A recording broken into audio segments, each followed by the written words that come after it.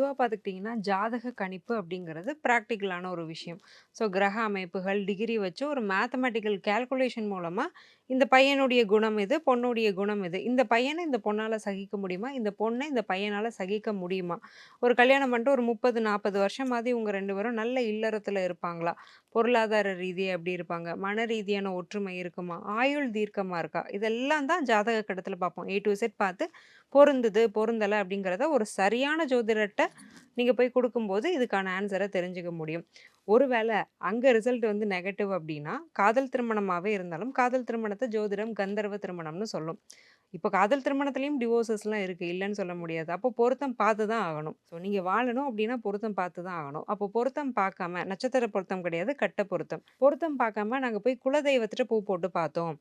ஜாதகம் பொருந்தலன்னு சொல்றீங்க. பட் குலதெய்வம் வந்து ஓகே சொல்லிருச்சு. கிரீன் சிக்னல் காட்டிருச்சு. ஸோ நாங்க கல்யாணம் பண்ண போறோம். எங்களோட வாழ்க்கை இப்படி இருக்கும். கண்டிப்பா பிரச்சனைக்குரியதாகும். உண்மையா ஜாதகம் பொருந்தாத பட்சத்துல, கிரகங்கள் ரொம்ப வலிமையானது.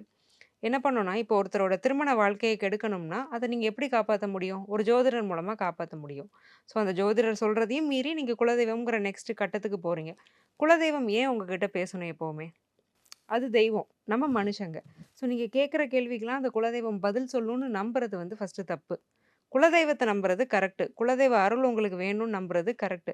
குலதெய்வம் உங்கள காப்பாத்தும். ஆனா நீங்க பேசும்போதெல்லாம் அது உங்ககிட்ட கம்யூனிகேட் பண்ணாது. அதோட எனர்ஜி லெவல்ங்கிறது வேற.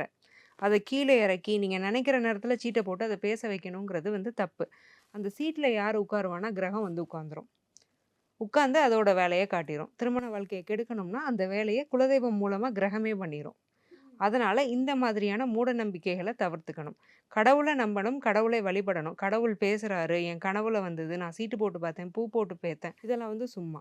இந்த விஷயங்கள பண்ணி, திருமணம்ங்கிற ஒரு பெரிய விஷயத்துல, சென்சிட்டிவான விஷயத்துல ரிஸ்க் எடுக்காம இருக்கிறது நல்லது.